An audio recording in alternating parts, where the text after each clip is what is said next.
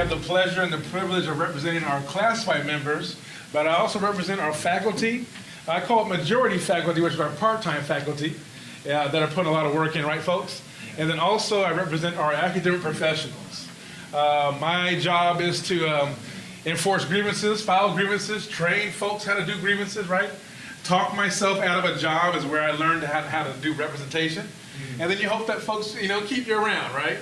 And then also I handle our arbitrations. So some locals, they'll hire outside counsel to do arbitrations. I do also our arbitrations as well, too. And I'm also our lead facilitator when it comes to bargaining our contracts. And I also work with Brian Lally, who's our AFT rep as well, and we do some trainings for folks regarding the bargaining as well, too. Before I came out here, it's been about 5 years, I think, Frank, already. Before I came out here, I was at ASME in San Diego. I represented the city of San Diego and also the city of Coronado, all city employees. A little bit different game because I was a little more political when you're representing city entities and city workers, right? And then before that, I was working for Teamsters in Chicago. So I got to admit it, that's where I cut my teeth, was in Chicago. And I worked for Teamsters there, and I represented Coca-Cola and Pepsi Industries.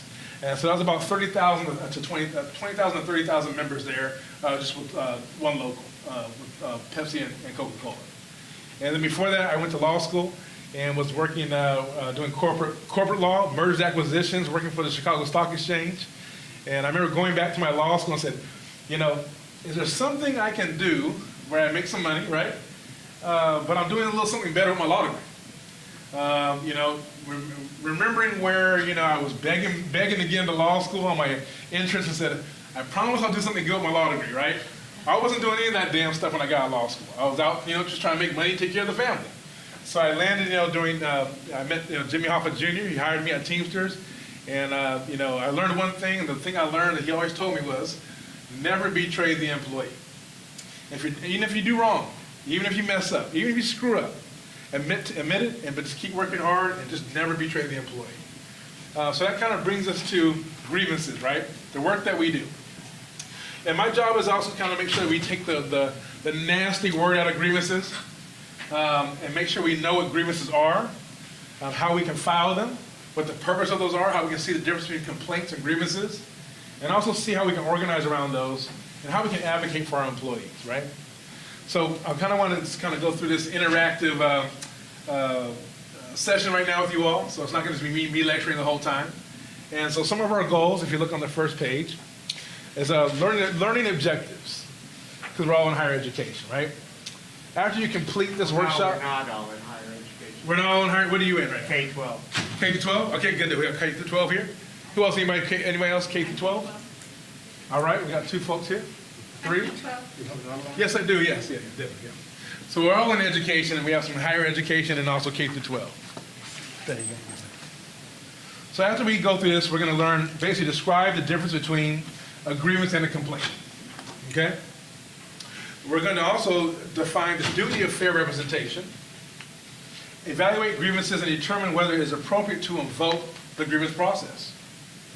Also document grievances in a manner that benefits not only just the member or the individual issue, but also benefits the entire membership. And also, develop how your case to present to management during grievance meetings. Most collective bargaining agreements stipulate that there must be just cause for imposing discipline to an employee. Come on up here. Got a little handout for you. No worries. Welcome, welcome. Management must fulfill certain obligations before disciplining an employee, or else it will be a violation of the contract. In general, arbitrators check to make sure the grievant received the due process, right? So I go off about 7 principles of just cause. Does anybody want to read maybe the first 2 principles of just cause? Leslie?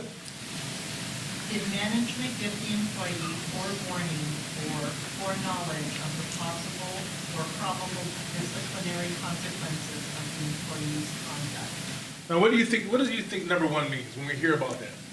Did management give forewarning or knowledge of the possible disciplinary consequences of the employee's conduct? What do you think that means? Anyone? Verbal warning, maybe? Potentially a verbal warning. But even before that, right?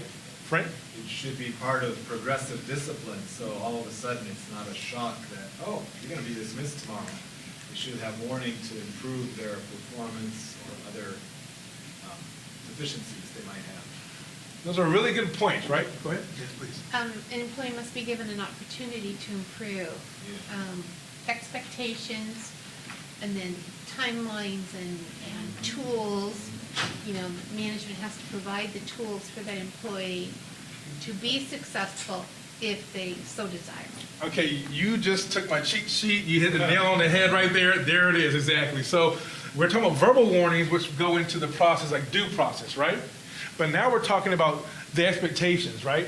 Does someone know about, the expectations of the job they took ahead of time, right? Do they know what the expectations of the job were, potentially, right? And then potentially, if they did not fulfill those expectations, potentially, discipline could come. Leslie, since you volunteered for the second one, I'll give you the second one as well. Okay. Was the department's rule or managerial order reasonably related to the performance that the company might properly expect of the employee? Any thoughts upon that one, anybody, for number 2? Was it reasonably related to the performance of the company might expect from the employee? No arbitrary work rules based upon the manager's prerogative. They have to be related to the thing you did. Thank you, Dan. So, exactly. So, when you're looking at, potentially a discipline for an employee, are they being disciplined for within the scope of their job expectations, right? Or are they just being brought up on something that had nothing to do with their job performance, right?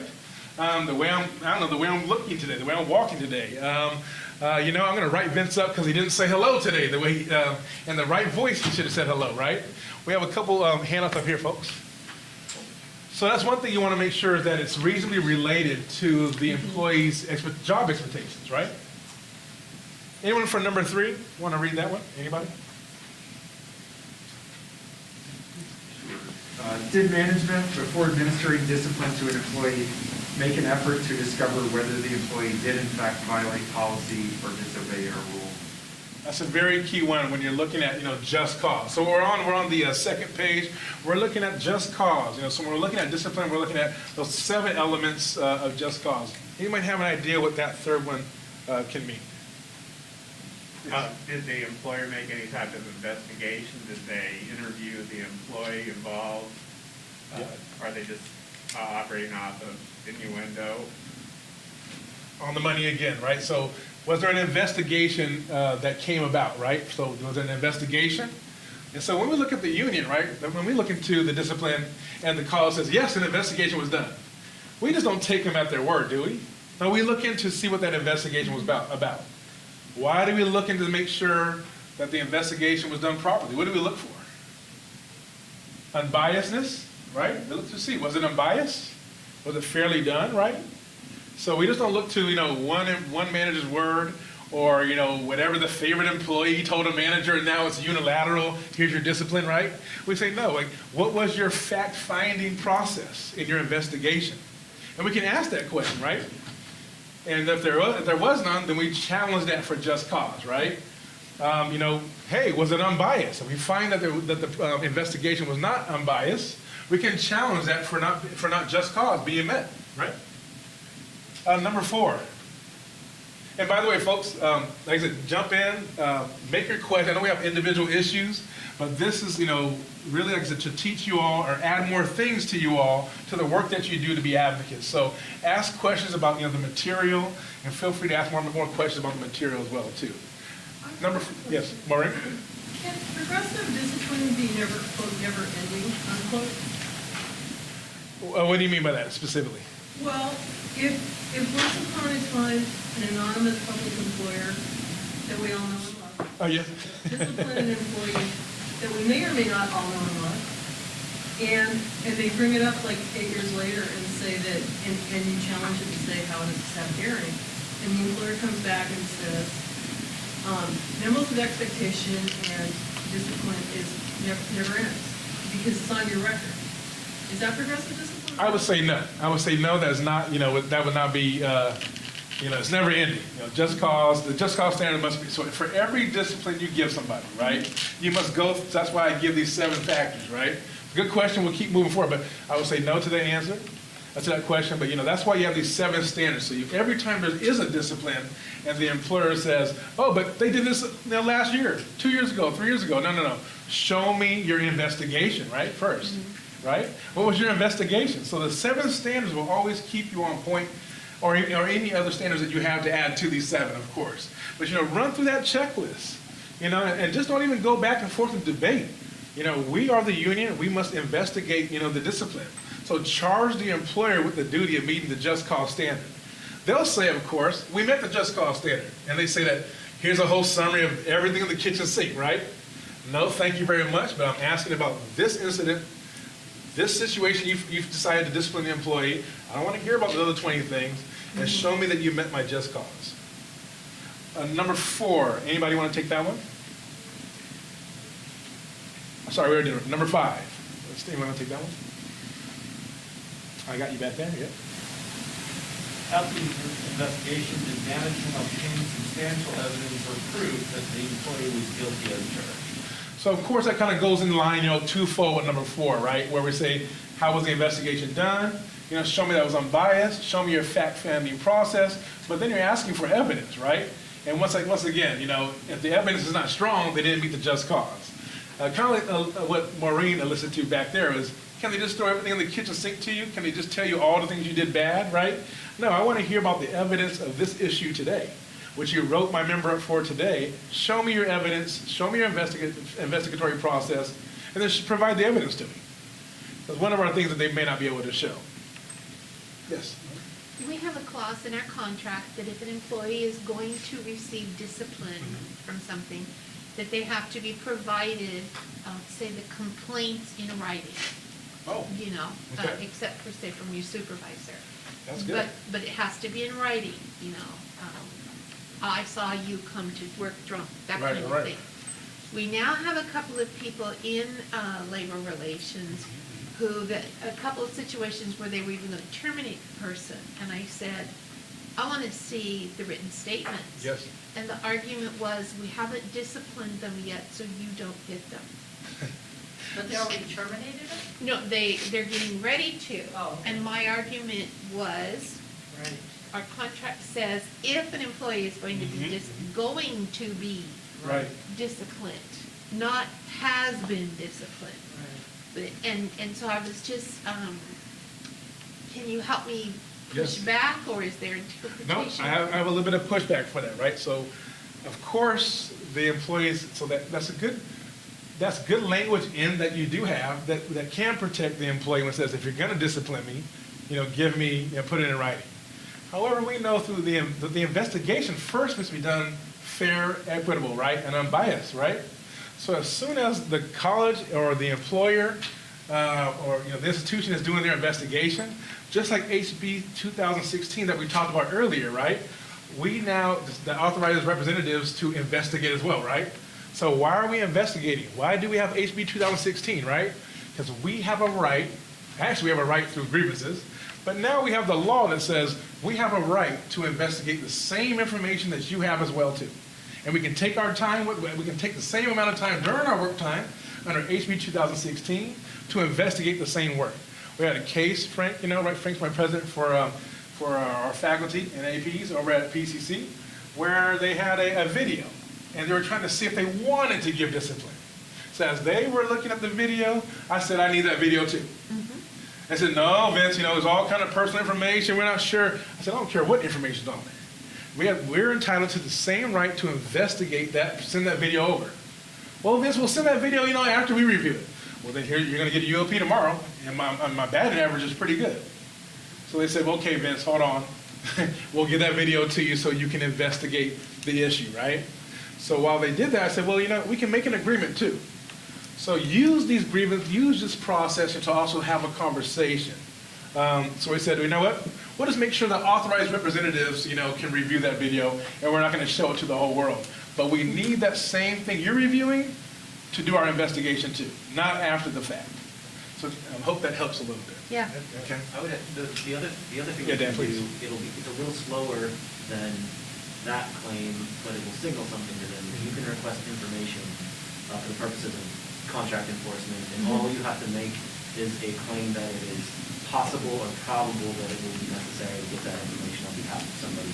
So if somebody has said, you're undergoing a discipline procedure, we just haven't finished it yet, that's a trigger enough that you put in a formal information request at that point.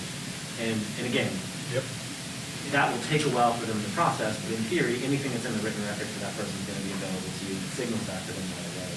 And so you have both rights. You both have the right to investigate alongside them, and you have the right to any written information that's produced in that investigation. You can signal that with that information request at the front of the process. Good points there. So both points right there, right? So, and Dan, I know you have worked very hard and you're very good at using that information request, right? Per peck, but you got to give that information over. So twofold, right? Which is, I need the same information you're using to investigate, my grievance as well too, or potential discipline or the issue. And then you also can use the information request to gather that same information at the same time too. And mind you, folks, this is all about advocacy. We're using grievances, we're using our investigation as advocacy. As much as the employer sees you advocating, mind you, we're not sticking up for complete wrongdoers. That's not what the union stands for. We're just saying if you're gonna give discipline, do it the right way, right? Mm-hmm. Show us and demonstrate that. And so the same issues that the college has, we have the same burden of proof, right? Which is provide us that information with the same right to investigate at the same time you do. So good question, by the way. I know a lot of folks are probably dealing with similar things probably at the same time. I think we're at number 6. Anybody want to take number 6? Dan? Has the department applied its rules, orders, and penalties even-handedly and without discrimination to all employees? Pretty straightforward on that one, right, folks? So, we want to make sure, and that goes with our investigation too. Either we already know about it through our other grievances, right? Or we can also do the information request and say, hey, look, can you please provide me, other situations, other issues, regarding, in this department or college-wide of employees that have been late, right? Late to work or tardy. What disciplines have they received? But, Disparate treatment. You got it, disparate treatment, right? So we want to make sure that, whatever the discipline they're giving is even-handedly given out, right? Not just for the employee that's not on the good side of the manager and they get a memo with expectations or a verbal warning, and then somebody else is receiving, a written warning or maybe being put on probation, right? So that's how we do that kind of even-handed test. And we use it kind of internally. We know these cases. We know if someone else in our other department, maybe my custodians are being disciplined a little bit harder than some of my faculty, right? And that's kind of the pleasure I have by being able to represent both unions. Yes. Most unions, have one rep for that one union and one rep for that union. So for me, I have to kind of use my moral compass, which is if I see someone in faculty getting off on something, or getting less of a punishment on something that a classified member did, I got to make sure, I got to speak up and say, look, you didn't do that for one of my faculty members over here, right? So why are you doing it here? Yeah. What made you say there are no other instances of this particular violation? Good question, right? So what do? Anybody have an idea? What do we do if someone says, hey, this is a one-off, and I've never seen anything like this before, and no one else there's no other evidence of anybody else going through the situation. Anybody know, what do you do? Get that in writing. Right, get it in writing. Call bullshit. It's called bullshit, right? But what if it's true, right? That, there's no other instance of somebody maybe doing this potential alleged violation or getting some type of discipline with us. What do?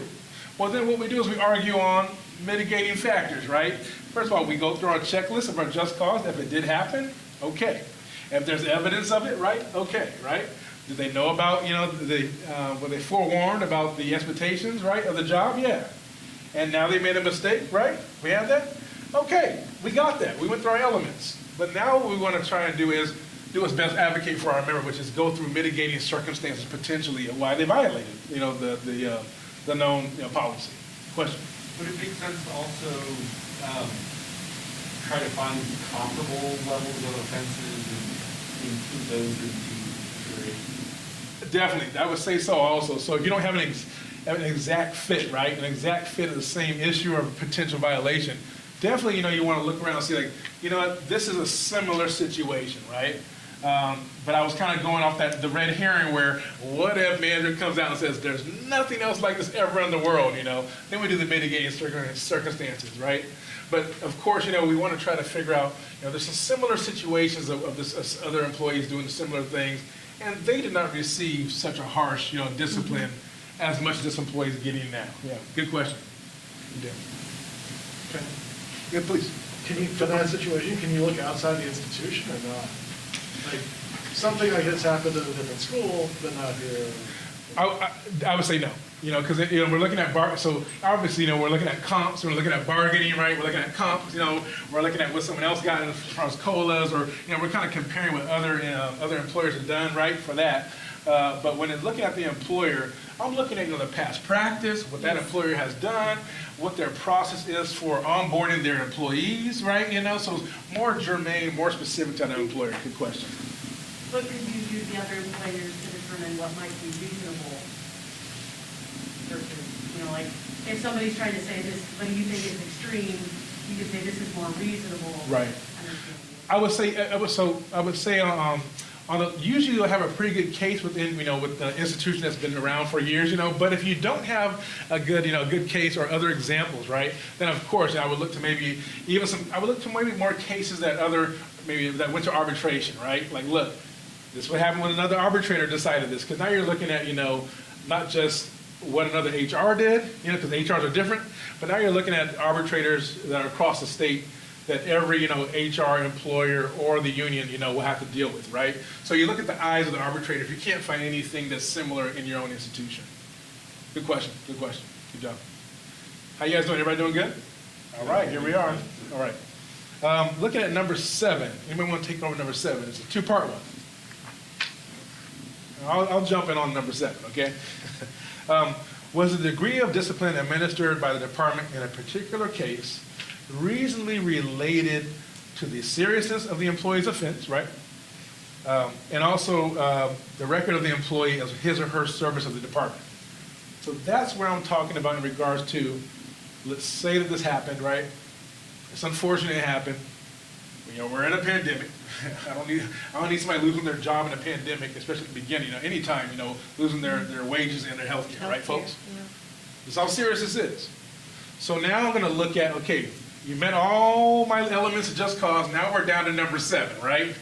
And now I got to do a good job. We're not here to just, someone does a bad action, say, hey, it never happened, because we're out here, protecting our students, right? We're out here protecting the folks that work, our coworkers as well too. So now we look at mitigating circumstances, which is, was the discipline, reasonably related to the seriousness of the offense, right? And we say, you know what? It was not that serious to warrant, them being immediately put on probation, right? And then we look at B, which is the record of the employee. Like, hey, you know what? It's a mistake, shouldn't have happened. It might even be a serious one. Okay, let's go to the spectrum. That'd be a serious mistake. But looking at the record of the employee, we can say, hey, look, this employee has not, had a history of doing this, Or you know what, they were last given expectations about this 15 years ago. 15 years have been doing great, they forgot to do something. I have that with some of my shuttle drivers, because, a mistake there costs so much, right, can be so much. And I go to bat for them, like, you know what, they haven't had a reminder class about this situation since the day they were hired, and no infractions since then. So that's how we can argue, though, the mitigating circumstances as we go through the elements of just cause, right? So like I said, that's important just to understand that just cause, because the employer is going to say, real quick, I met the element of just cause, this is what they did, and here is a long history of all the stuff they did in the past, right? So you want to make sure that, no, I'm talking about this situation, run through me the steps of just cause, and you can do it in person during the grievance meeting, right? Particularly, I like to do it ahead of time in writing, or after my grievance meeting, I like to have it in writing also. We know the union, we have to have things in writing, to make sure we prove that case, to let them know we know what we're talking about. Of course, the employer just has to say no, no, no the whole time, right? But our job is to take that first grievance and make sure we craft it in a way, investigate it in a way that we know what the hell we're talking about. And if I need to hand this small grievance, they think it's small, and if I need to hand this over to, counsel and then to arbitration, it can still live. You know, it's still strong as the first day I filed at step 1. My step 4 is still as strong as a step 1, right? I'm not gonna sit here and try to add to my argument as I move forward, right? I'm gonna make sure I do my job right here at step 1 and let them know that we're serious right now. And after a while, they'll start hopefully trying to resolve these things, right? Because I'm writing it in a way that I'm planning on going to arbitration. Why am I planning to go to arbitration? That's how I give good evidence over to counsel or to a labor relations specialist, right? So I want to make sure we just go through those 7 steps of just cause. Keep you in a good way of investigating, these issues so you have a good grievance. Any questions, folks, about this part? But yeah. What if your contract has no just cause clause? So I've never met a contract. I've never met. See, I love this kind of work, right? I never met. I'm talking to the contract already. So, but I've never seen, a contract that does not have just cause. I'll say that right now. However, to give discipline, right? That is the standard. That's the standard of the land. So to give any type of discipline, whether you have that just cause, clause in the contract. That's the number one. I look at the eyes of the arbitrator. So it's always, the way this language actually came into the contract, because arbitrators it's put it out there already so that the employer and the union just know what the standard is. That's why you have a just cause clause. So the arbitrator has that scope right there, which I'm looking at this issue right now in the eyes of just cause. If you had just cause to give this discipline. So that's why, whether you have it in there or not, that will be the standard when you get to arbitration. So that's why it's in there, not because it seems really nice that the employer put it in there for you, right? They didn't do that. They didn't do that because they're trying to help you. It's because the arbitrators are like, hey, put this in there already so people just know the standards, folks. So we don't have to be in arbitration wasting money, right? Yeah, good question, good question. So now I have a question, interactive time with you all. On the next page, we have grievance. What is a grievance? Can you tell me what a grievance is? Violation of All right, all right. I got a few veterans in here, okay, all right.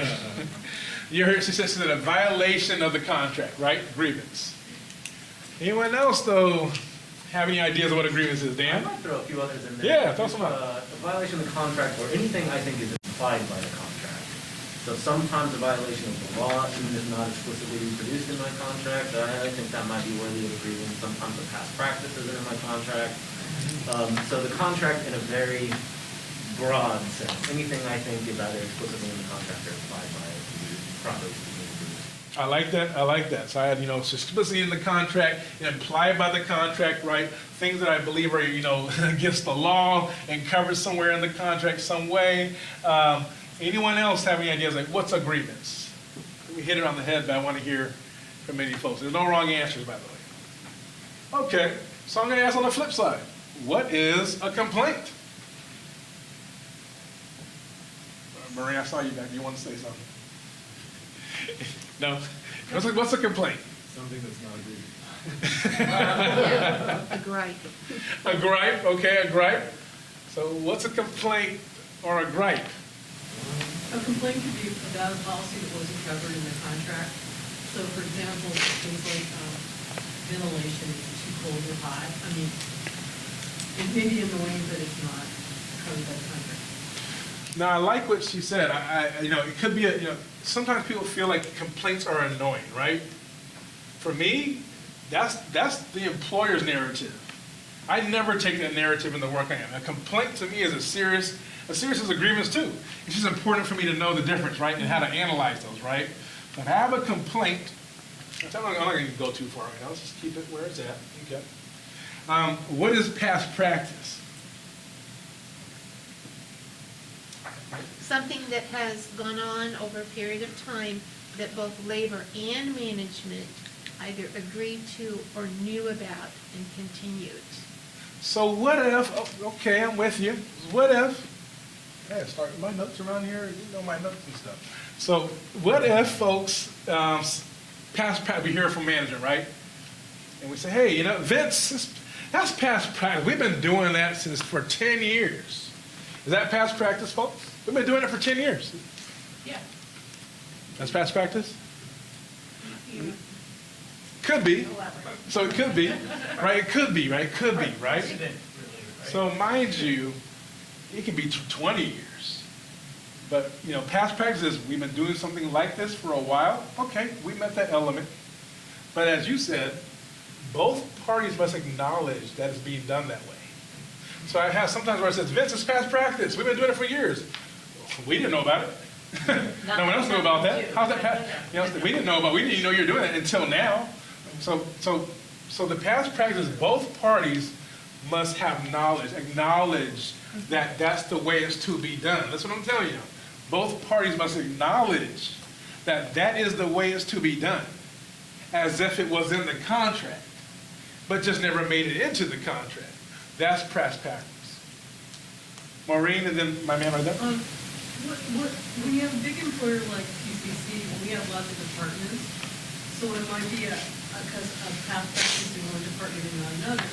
So if you were setting up a grievance, would you take into account the different departments doing differently, or is it all one employer? Good question, Maureen. No, you're on the money. I would take it as the different departments. So whoever the two interested parties are. So let's say I'm the union, the employee, and then dean, manager, right? Employer for one department. As long as I have two parties, right, the two opposite parties that come together and say this has been done this way for a while, and we both acknowledge that this is to be done this way, right? Not just I had knowledge of it, but we acknowledge that this is the way it's supposed to be done. And that is what's called past practice. And the test is that's the arbitrator's way. That's the administrative law judge's standard, by the way. So, we're going to play legalese and go back and forth. Of course, the employer's going to argue their case, we're going to argue our case.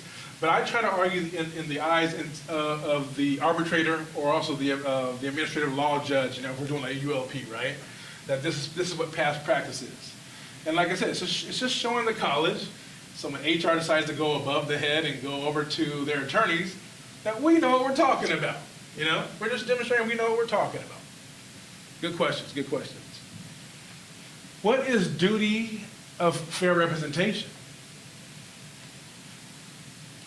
Who wants to take that? Who wants to take that big one on? Duty of fair representation. Okay, go ahead. Weingarten? Weingarten, okay.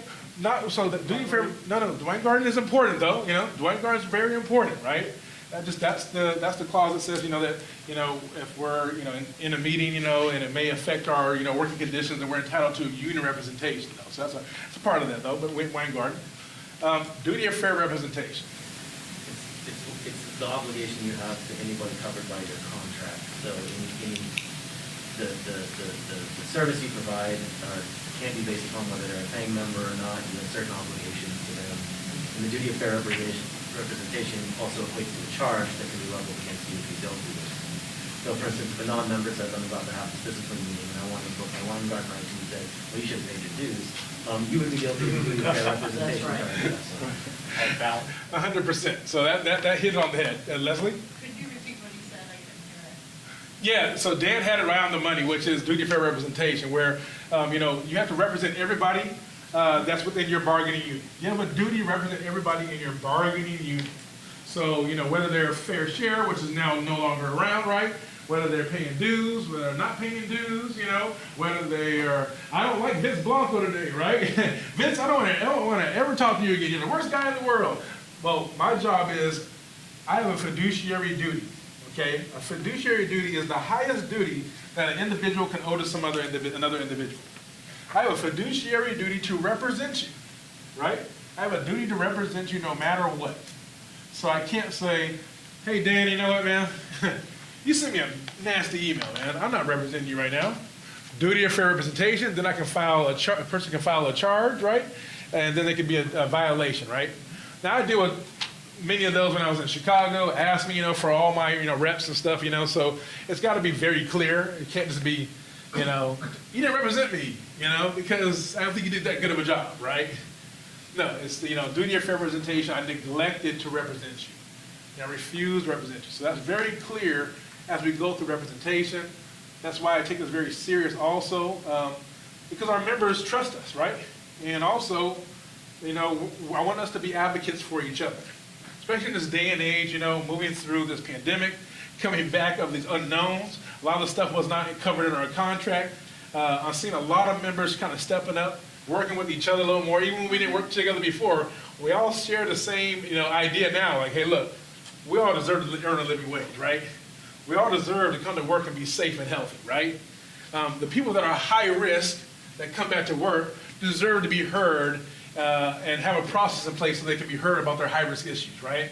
So there's a lot of commonalities now, and I think this pandemic showed us that the unions are the last cornerstone of worker protection. I'm gonna say it one more time. This pandemic has shown us that unions are the last cornerstone of protecting workers' rights. Wouldn't it be nice if we didn't have to represent those who sent us nasty emails? They're usually not members. No, and you spend more time helping those people, like I. They're the I freeloaders. have one that was a member, and I'm taking all the way to step 3, it's not up for arbitration, but it's like, I mean, I really did my due diligence. Yeah, I yeah. can safely say that, I would never get a TFR from that one. Yeah, you know, yeah. so. Oh, they're usually the highest maintenance ones. They are, and it's frustrating. Back there, I hear you. But along those lines, Yes. you don't have to continue past the expected, like, we have a lot of those that then expect us to hire a lawyer for them to No. continue that process. That is not our There is a obligation. limit in our. Yeah, our obligation is to represent the employee under the terms of the contract only. That's it. So we have our grievance procedure process, right? And whatever your process is for arbitration, we move forward that way, right? But whatever your terms of your agreement are, that's how, that's your obligations, right? And so for me, when I went to Teamsters in Chicago, which is a little bit different city, I had 20,000 members, I mean, I had guys that were, for my predecessor, my former business agent, I heard horror stories, they were waiting for people in the parking lot for them, in Chicago, right? So for me, I had to take my representation very serious, right?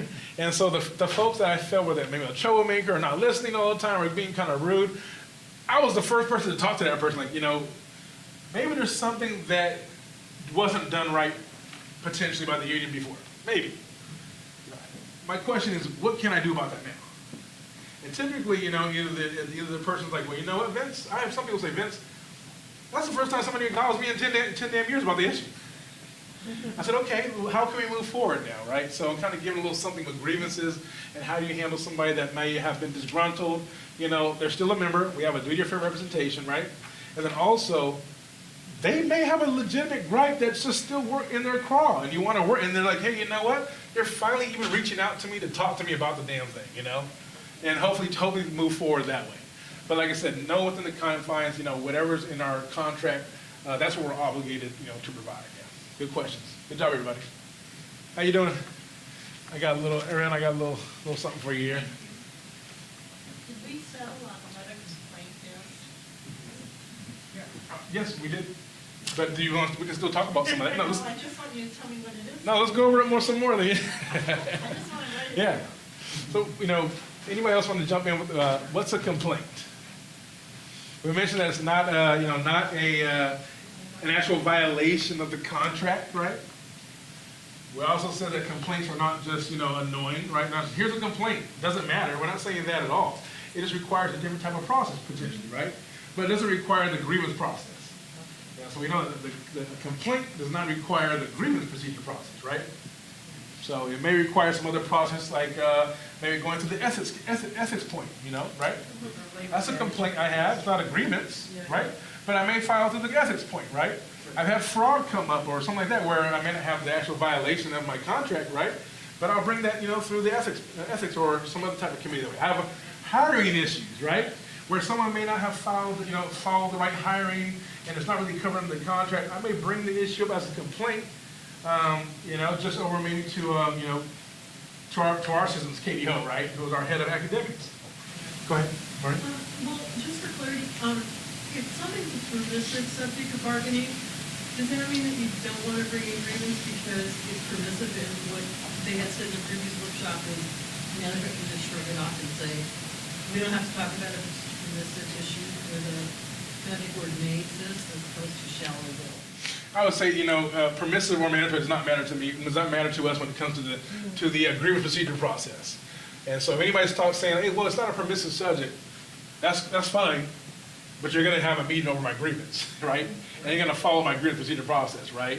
But Vince, it's not a good claim. I don't need you to tell me about whether it's a good claim. What I need you to do is show me your evidence, or show me how you did not violate my contract, or show me why this person deserves discipline, right? So, we look at the permissive and mandatory subject in bargaining though, right, folks? Which is another topic, but it's good to bring up that Brian was talking about where, I bring up all my list of bargaining items here, right? And maybe 5 of them are mandatory, maybe 20 of them are permissive, right? So I still go over my offer, and a few folks say, that's permissive, I don't want to talk about it. Well, okay, you got to move on, right? You can't hold up bargaining that way. You can't go to strike on that. You go back to your mandatory subjects, and then maybe try to take another bite at the apple on the permissive subject, but nothing to do with our grievances, though. Whether they're permissive or mandatory, if it's a grievance, if it's a violation, or implied to the contract. I'll give you. So, what's implied by the contract? Discrimination, harassment.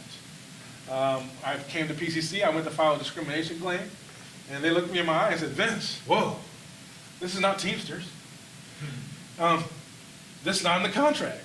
I started laughing. I said, it's illegal. What you mean? Okay, and they call the attorneys, and okay, Vince, we'll hear your grievance, right? Now we have some of those things that are against the law, now specifically in our contract, right, Frank? So we have discrimination, Title IX, harassment, put it directly into our contract. We held out pretty strong in bargaining for that, yeah. Yeah, good points. One little blurb I want to say at the beginning is before you evaluate and file a grievance on behalf of a member, you must become familiar with the grievance procedure outlined in your collective bargaining agreement. Collective bargaining agreements defines the parameters of which items are considered grievable and outlines the steps of the grievance process, right? So it's just, look at your collective bargaining agreement. I always got to keep looking at it myself too. Look at ways to improve your collective bargaining agreement too, but you want to make sure that you're just very knowledgeable before you go representing members about the process in your own collective bargaining agreement. Most grievance procedure processes are divided into 3 parts. The definition of the grievance, the steps of the grievance procedure process, and then also the details of the arbitration. So one thing that I want to do is go through kind of a checklist I have right there when you're doing reviewing grievances. Even for our seasoned grievance reps out here, seasoned stewards, sometimes I get overloaded. Sometimes I have a pipeline of grievances, and I almost kind of short track my steps. And sometimes they will come to bite me later. Sometimes they won't, right? Depending on the grievance. And I would just say get back into that practice of just going through your checklist of who is the grievance, right? We know who the grievance is, but say it out loud. Write it out. Who's the grievance? What happened, where, and when. We know this, but write it out anyway. These are going to be great notes for yourself. It also lets management know that you really know your case. And the way you know your case could actually prevent management from saying no at step 2, step 3. Because they're like, oh, they really intake this, right? What does your contract define a grievance as, and what's grievable? Is this grievance a complaint or not, right? Is the potential grievance a complaint or not? And then like I said, is there a contract, legal, or past practice violations? How did this incident harm the grievant? That's important too, right? Where is the harm? Are we grieving just to grieve, right? But we want to make sure we identify what the harm is, right? And sometimes a grievant may be going through something very traumatic, while they're handling everything else, like the beginning of the pandemic or even right now, right? Family members becoming sick, whatever else may be going on in the world, harassed by employees, or just stressed out mentally, right? So we want to make sure we help the employee, the grievant, know what's the harm. Because sometimes they don't even know what it is because what's going on is so damn traumatic. So help the employee know what the harm is. And then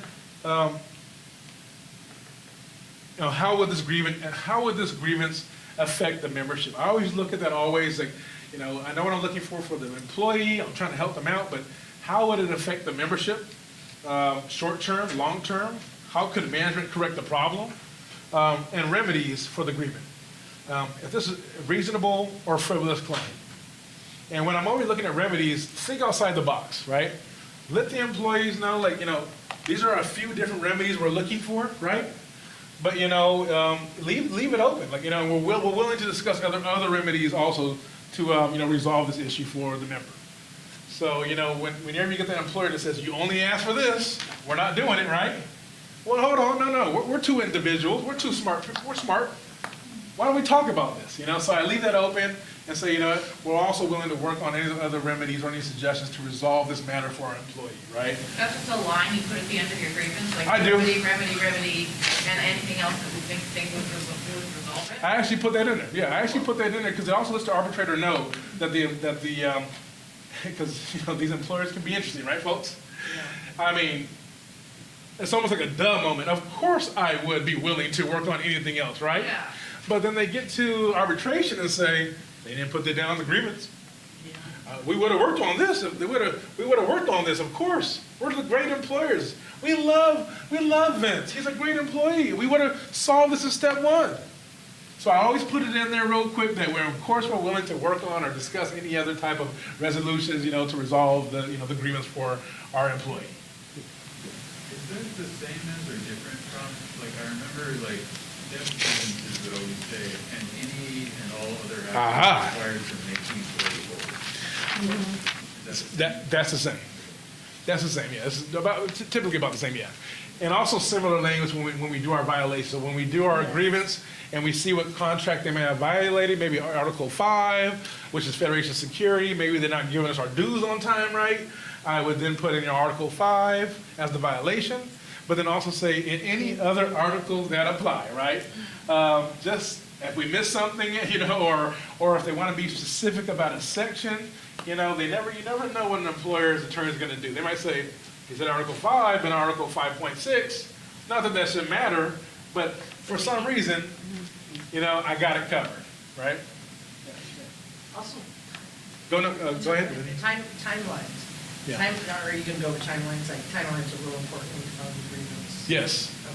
So I'll do the timelines. Yes, timelines let's talk about it now. This is an interactive session, folks. So you're in grievances, so y'all already graduated up here, right? So when you're looking at timelines, because typically all of your grievances will have a timeline set.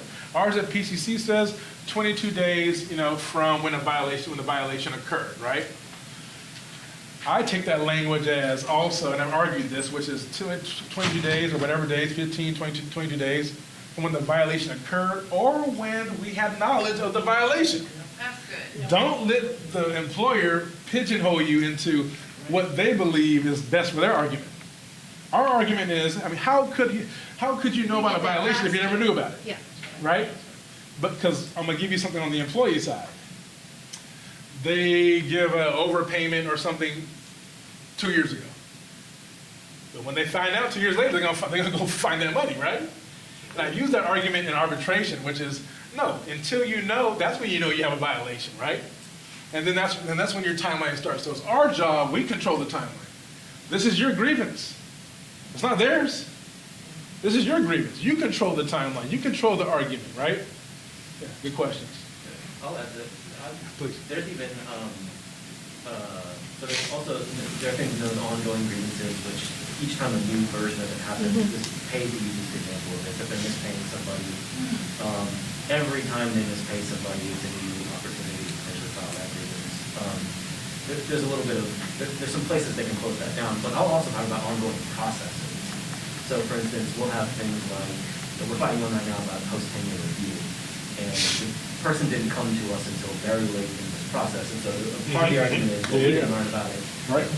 But the other part of it is, well, this person isn't harmed until that process is completed, and the harm happened way up here. So even if the contract was violated there, and I'm not done my 30 days, I'm at least going to assert that until this person was harmed at the end of that process, that there was no particular reason for us to file that grievance. That's not a great argument, but arbitrators will occasionally want to hear about the substance of an issue and not just throw things out for timeline reasons. Right. And you want to say that in the grievance hearing too. You want to mention that if, by the way, if you just throw this out for timeline and we're going to confront an arbitrator, they may very well want to do something for the issue because it's a violation of harm to the employee. And so you can massage your timelines a couple of different ways if you really feel like you need to. They're not all as strong as we just, Okay, Dan busted me. I massage my timelines a little bit. Okay, I do quite a bit. But that's why I say though, control your timeline, right, folks? Because it means don't don't take on the narrative of the employer, right? Or when they get that response back at step one, which is just like this whole like, they didn't even answer your grievance at all, and you're like, huh? And it's like, no, timeliness. Educate your employees. Let them know that timeliness is always the default rejection of your grievance. So that when the member sees it, they're not like, wait a minute, you weren't timely, Vince? No. We're timely. We control the pace. That's just their argument all the time, you know. We're not going to take a red herring. We're going to continue with our argument, right? So this little thing, I'm trying to make this practical for you all, not just, you know, union rah, rah, rah. You know, this is practical stuff. I know you guys are in the trenches right now. I know you are. And I appreciate the work. Yes? How important do you think it is to have, like one grievance Did I skip somebody? on a grievance? Like, let's say you notice a big issue in a department, like they're sending out appointment letters really late, and it's happening to everybody. They're just doing everybody's contract wrong. And it is a violation of the CBA. But like, nobody really feels very good about coming forward, and it's hard to coordinate people. Like, can it be just, like, is it a strong grievance if it's just PSUFA is grieving on behalf of the math department, even if we don't get all the math people's signatures or something like that? Great question. So now we're looking at the grievance procedure process. Typically, there'll be some language, right, that will define what is a group grievance, right, and also a federation or a union grievance, right? So I usually will file group grievances when I'm maybe a department of same employees, but they have like the same kind of, you know, manager and executive level employee, right? So we do a group grievance on there and just say group grievance, you know, custodians, group grievance, part-time instructor, group grievance, you know, APs, right? But if it's at least in our contract, right, if they have different supervisors at the executive level, then we do a federation grievance. So once again, duty of fair representation. I like to play the bad cop. I like to keep my employee being the good cop, right? Which means that's why we're here. We work for you, and you are the union. You know, there's no time I go into a meeting and I let my employees say, go ahead, state your case. No, I'm here to state their case. Even when I have an executive say, well, Vince, I have a question for your employee. You can ask me that. Imagine that dynamic right now. Imagine we're talking, I'm here with my employee. You know I'm the representative, right? And now you want to one-up or try to diminish my process by saying, hey, Vince, I want to ask your employee a question. Well, what for? You have my grievance. What for? I'm here to answer it. It's only to diminish and try to do and intimidate the employee. You know that already. So it's our job to stand up and say, I am the employee's authorized representative. You can ask the question to me. And now no one asks my employees questions in my meetings. So, but mind you, it took a little while. Took a little while. Could you restate the issue of the group grievance? Yes. Versus, I'm sorry. No, you're good. No, I'll slow it down. I get a little excited. So usually in the contract, it shows where there's language for a group grievance. Mm-hmm. And the group grievance is where employees, maybe in the same department, have the same level of the same supervisory levels. And then we do a group grievance so that individuals don't have to put their name on it, right. From fear of retaliation, from fear of, like this. I don't know if I want to put my name on this right now. And obviously, it serves the benefit that many employees have experienced it. So we do a group grievance. Mm-hmm. And then we do a union grievance if the contract allows for it, at least for ours I'm speaking of, right? Where, I have a large group of employees, or maybe everyone got paid wrong as part-timers, right, folks? Or the most recent one I'm taking to arbitration, right, Frank and Michael Honest, is I have a rodent issue in one of our buildings, and people have complained about it, you know what I'm talking about, brother, and they haven't done anything. So that affects classified, APs, faculty, part-time faculty, right? Plus our students that we're working for, by the way, but they're happy to see us do something for it too. So that's where I do a federation grievance. The federation grievance is a little scary because I usually have a faster track, typically. It won't have like the step 1, step 2, step 3, step 4. We have step 1 and step 2. But either way, my point is, yes, you can do that grievance for the group or the federation so that the one employee doesn't feel like they're being the sacrificial lamb. Right. Yeah, good point. Took me a while to get there. No, thank you. All right. If we grieved over rats, oh my God. But they were surprised because they were kind of like, we're working on it. It's rats, I'm like, I'm like, you know damn well, Mr. President, making 400 grand a year, if you had a little rat in your little area, you know, you ain't gonna bring your little daughter to eat here right now, you know? Well, you know, do it for our, say, our food workers, our custodians, right, folks, and our shuttle drivers. We used to name ours. Yeah. We had so many. Really? I would say, yeah, I would have filed a grievance right away. No way. All right. I was just wondering, can employers use past practices against us? Because there's a number of issues Yes. that we haven't agreed we should have, and now they've gotten away with it over and over again. Can they use that against us? I mean, it would be a good argument, right? So two things. One is the timeliness issue, right? So one is like, hey, Vince, that happened 10 years ago. There was no grievance then, right? Or happened 2 years ago, no grievance then. Once again, I'd have a discussion like, did you understand it? So it happened 2 years ago, but the question is, did you understand it was a violation?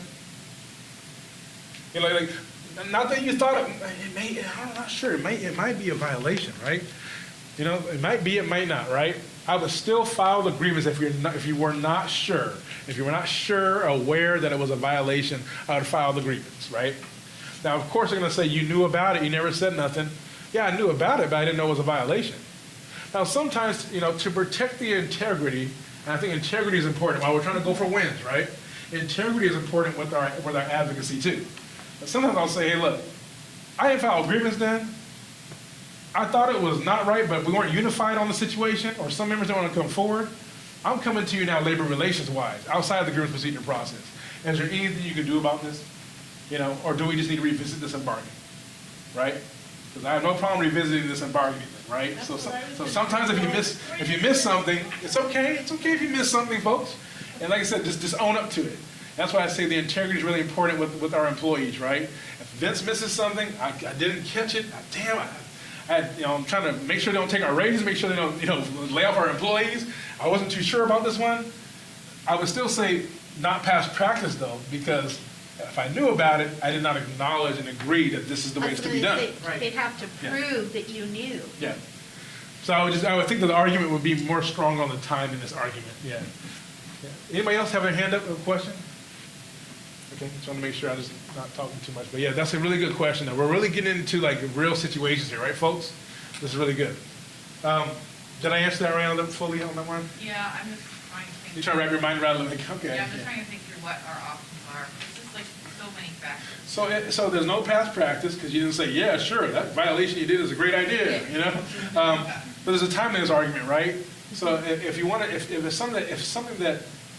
there's more harm to the employees or to your membership, that to let this go is more harmful, then file the damn grievance and say, you know what?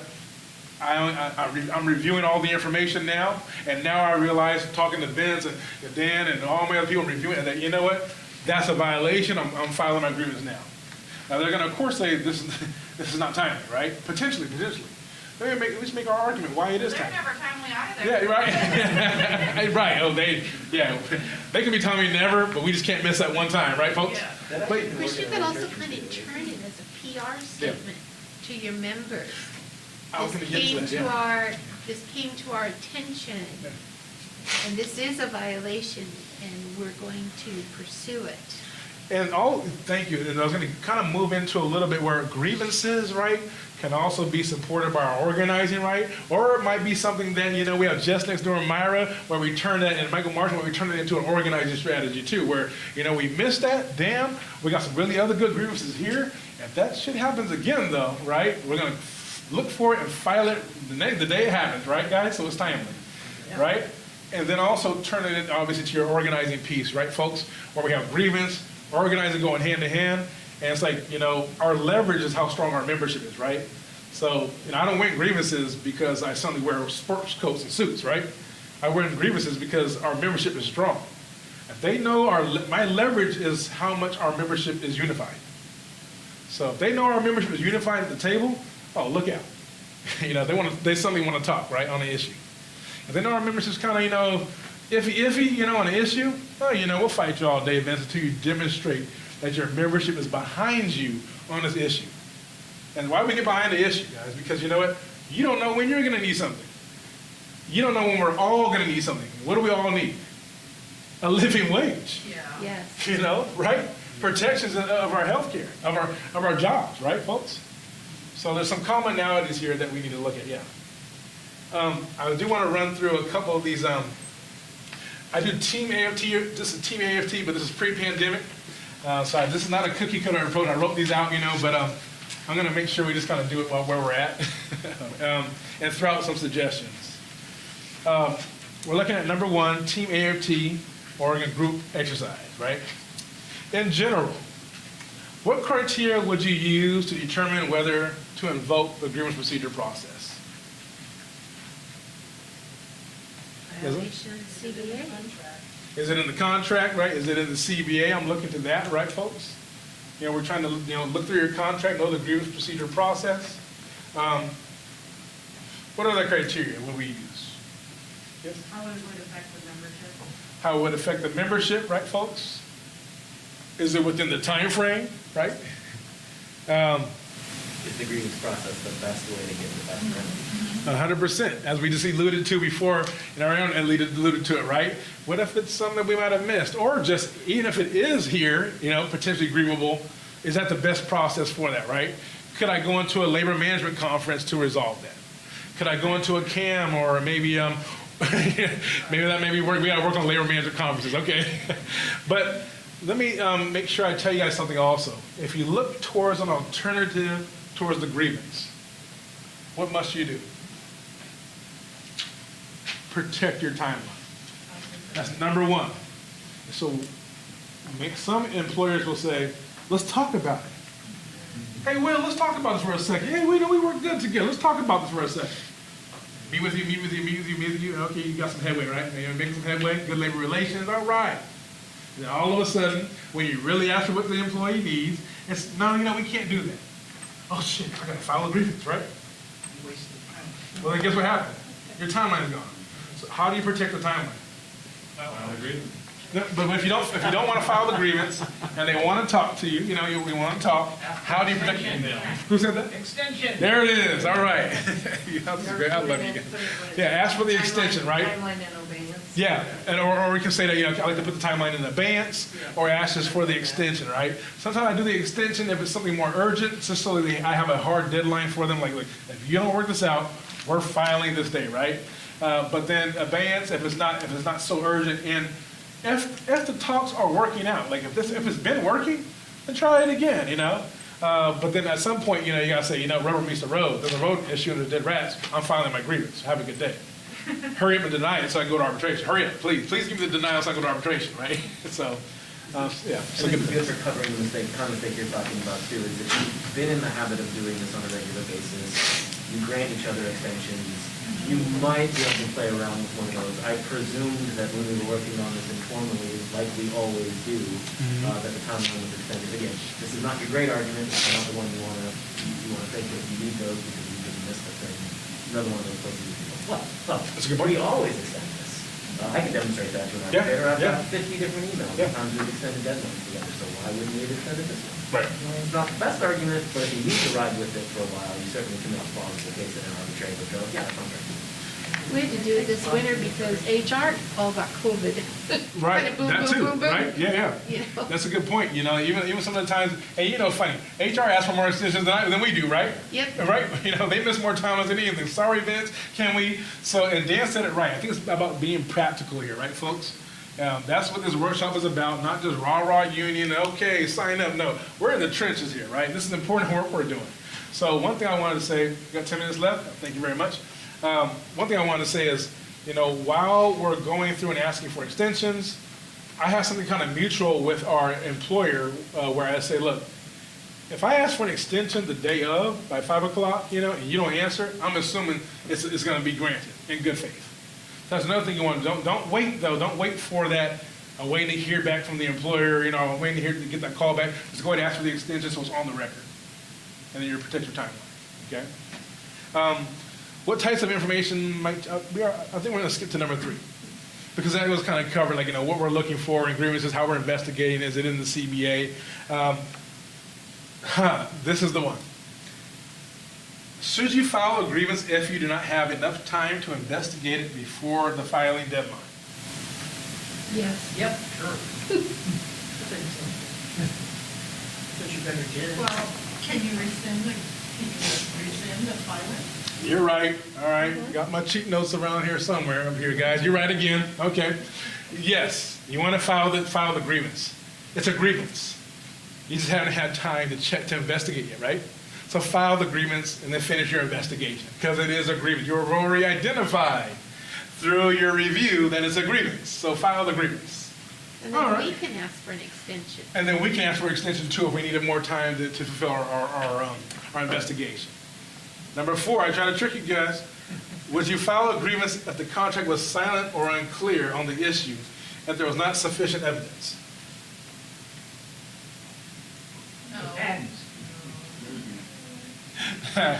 You know, I had to be a PCCer up in here, huh? All right. It depends, but I would say, well, what would you all say? I would say no. Yeah, I would say no on this one for a rule of thumb. Now, obviously, you're investigating. You know, you might say something where, you know, what Dan mentioned, like it's silent. But however, you know, there's other areas that maybe implicate, you know, a violation, right? Or it could be, or I could word it in a way where, you know, it could go one way or the other, right? Past practice. Yeah. But if I'm looking at, you know, there's a word here after the contract, or there's not sufficient evidence, right, of the violation, whether it's past practice, not enough evidence of that, right? Whether it's, you know, something in the contract explicitly or implicitly, right? But there's no evidence to back that up, then I would say no, do not file that grievance, right? But that's you going through, you know, your investigatory process to see if there is a grievance, right? Yeah. Good questions. I got a smart group here, my PCC here. I'm going to hurry this through because I want to save about 5 minutes just for a second. The following is just a list of guidelines that a grievance officer or union officer could use, union representative. I wanted to make sure I just kind of gave you some of my own tips. As I write in the eyes, I don't write in the eyes of my member. I'm not trying to write to impress my member. You know, my member, you know, can do 20 things probably better than I can right now, right? They can't do this better than me, right? I have people that I'm like, you know, I don't understand math at all. You have a PhD in math, you know, or you're unbelievable in English right now. But I'm writing in the eyes of the arbitrator, right, folks? So I want to make sure I keep it brief, you know. And write the grievance, you know, should include an explanation of the item below, a description of the problem, right? What happened, what failed to happen, right? It's logical, but sometimes we forget it when I'm extrapolating, right? When I'm writing the whole story out, right? Making sure we want to understand what happened all before, what happened all during. Get to the point. What is the issue, right? Right? And then what was the violation? What happened? What didn't happen? What happened, right? Okay? What is the harm, right? What's the harm? And then get to what's the resolution. Because I've seen too many times where I've seen some of the best attorneys walk into the arbitrator's like, this is a 30-page brief. And I just did this for a ULP. I filed a 1-page ULP, and then Miller Nash, one of the top law firms, wrote a 30-page brief, right, Frank? It looked beautiful, too. It was really nice. I mean, you know, I had a lot of people wrote this brief. It looked beautiful. And they said, oh, this will get it dismissed. Vince, you know, we wrote a 30-page brief, it'll be dismissed. Well, they have to earn their $1,000 right? an hour. Oh, yeah. So the administrative law judge looks at my complaint, 1-pager, and says, yeah, anyway, sounds good, I'm going to move this towards trial. You know, because, you know, an arbitrator is not going to look at your 38-page, you know, 58-page and understand it all, you know. They have, you know, they're busy, you know, it's like boom, boom, boom, boom, boom. You want to hit them with it. Here's the issue, here's what happened, here's the harm, here's my resolution. Sounds good, right?